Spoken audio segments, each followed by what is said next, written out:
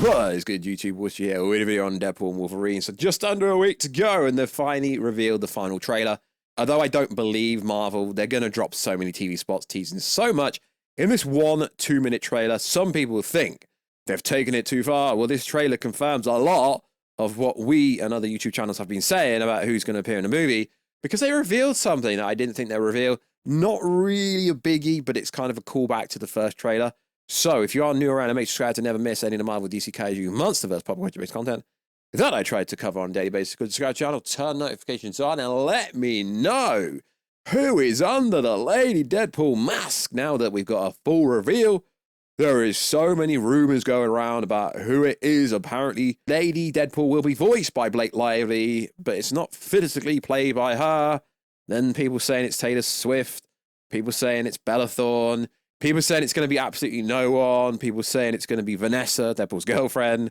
And then people actually saying it's just going to be Ryan Reynolds. It's going to be cool when we don't actually find out who it is. So subscribe to the channel, turn notifications on, and let me know how freaking excited are you for this movie?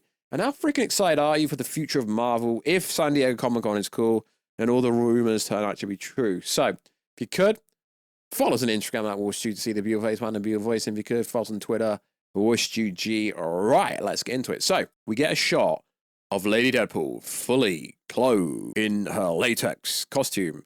Looks like it's physically a woman, but we don't know who it is. But you can see so many variants around her and behind her in the dust, like a cowboy one. You can see the Endgame one in the Endgame costume, you know, the time-traveling costume that we had in Endgame. I mean, there was the fan trailer. Someone made the trailer where they replaced I don't know if it was official. They replaced every single character with Deadpool, and it's literally the same one. They are going so hard with the marketing for this movie to the point where, are they getting desperate? Are they just trying to put people in seats? Are they just trying to get people in the cinema to watch it? I don't know, but they're revealing Kid Pool, Cowboy Pool. So many different Deadpools are in this one shot. It's insane that we're getting a Lady Deadpool before GTA 6. So the trailer is very serious, and that's cool. Because obviously Wolverine's the best character ever. Logan's the greatest superhero movie ever. And they said they weren't going to touch it. They weren't going to ruin it. And then they bring Daphne Keane, X-23. She was the werewolf. She was the werewolf. Now, people keep saying, I can't believe they revealed her cameo. She's not in a cameo role, for starters. She's a supporting role. She's supposed to be part of the Resistance, allegedly. I believe that because in the first trailer, Logan was like, I ain't your Wolverine, kid. And everyone thought it could be, you know, Kid Deadpool or Kid Pool. And it turns out it was X-23, and it's pretty cool that they managed to get Daphne Keane to come back, because obviously she was in Logan years ago alongside, obviously, Mr. Wolverine himself. So that's pretty cool. I'm a bit confused why they've revealed this a week out. It's not really going to get people to go to watch it just because X-23's in it. I mean, I personally think they should keep Daphne Keane as the Wolverine for the MCU because she's a pretty cool character and she's probably going to slay in this movie. So also something I want to address from a few days back. So the Sling ring that was revealed. And everyone said, oh, it's got the reality stone. Oh, it's got the time stone. But if you understand what Marvel set up and how it actually works, then that's absolutely ridiculous. And it doesn't mean they can go anywhere because that's not how the Infinity Stones work in the concept of the MCU. And I know a lot of people like to think they know absolutely everything, but let's read exactly how these stones work and how it doesn't mean they can jump anywhere unless they're going to change canon and change rules again. So, in the MCU, the Infinities only work in the universe they belong to and not in alternate realities. The Big Bang sent the 6 elemental crystals hurling across the universe, and each stone represents a different aspect of existence. The void. Where is the void? It's outside of time and space. So I see a lot of comments on the internet going, yeah, but they're not in the TVA. Yeah, but they're not in the stones literally have to be where they were created to work. They can't be in a different reality. I don't understand how uneducated a lot of the MCU fans are. It's just a little thing they put out there. And if they can somehow go anywhere, then it will make the TVA's temp pads pointless. And seeing as we've seen the temp pads already in the trailer, They're not going to have another device that can do the same thing but far greater. It just doesn't make any sense. The sling ring would just be to, piece around most likely the void, I guess, at the best, because why else would Cassandra Nova still be in the void? Because as we know, if she is the big bad, if she's stuck in the void, and if she has this sling ring from Killing Her Strange, why wouldn't she exit the void? She could, in theory, because she's OP, she's Charles X's twin sister in a roundabout way, she could be the big bad. She could be the multiversal threat for the rest of the multiversal saga. Do you really think Deadpool and Wolverine are going to steal the sling ring from her, piece to a different universe, and do you really think Cassandra Nova has been stuck in the void all these years if she could just piece away? It literally makes no sense. Tell me why it makes sense, if it does make sense, because to me, it literally makes no sense. So I really like the most recent trailer. Hit me in the feels. Cowboy Deadpool, Kid Pool, so many different Deadpools. But it's finally given us a serious tone. They're not going to mess up the death of Logan, the greatest superhero movie ever. And when people say that, no, it's not.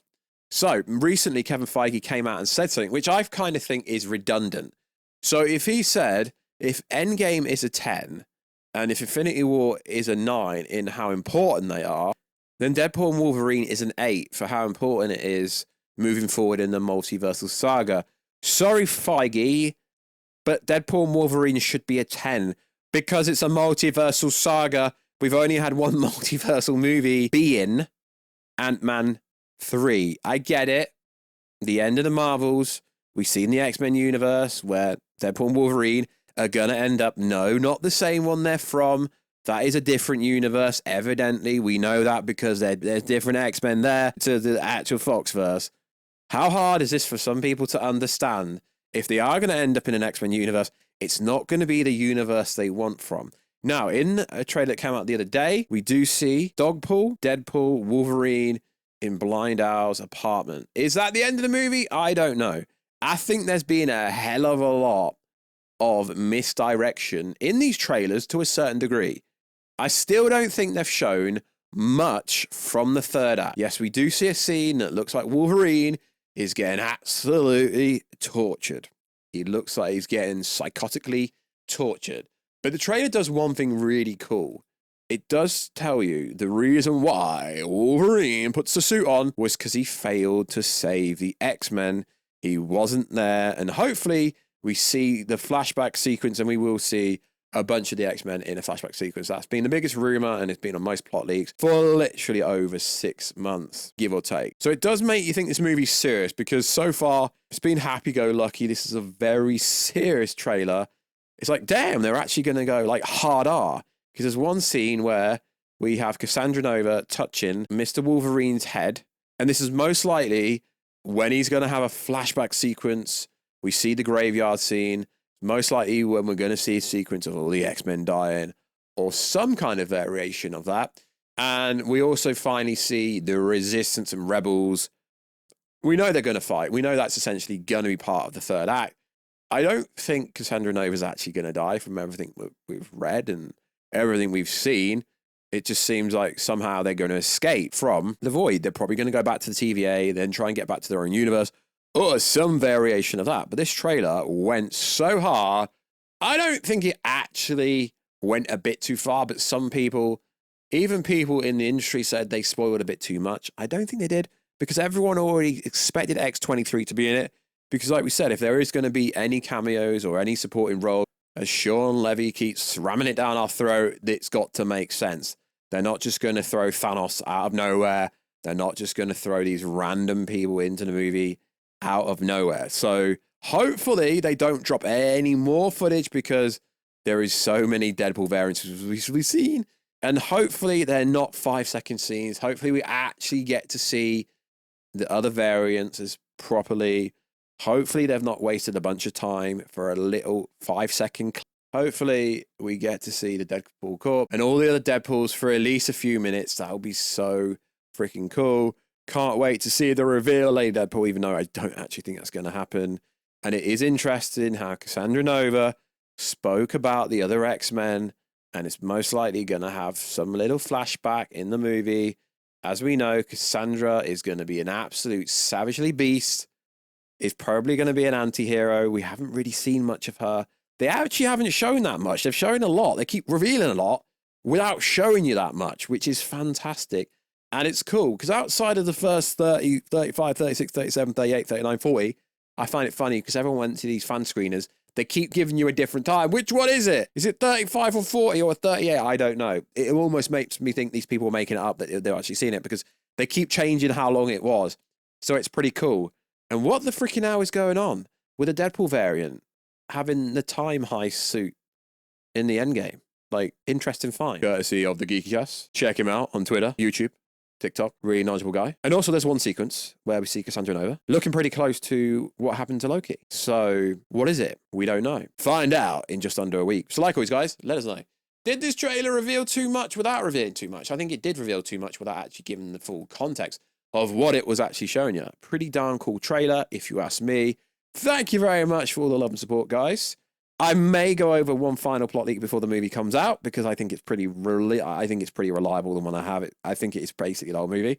May go over that before the movie comes out. So like always, guys, check us out on Instagram at Warstu, check us on Twitter, Warstu, and I'll catch you in another video, guys, very soon. Catch ya later.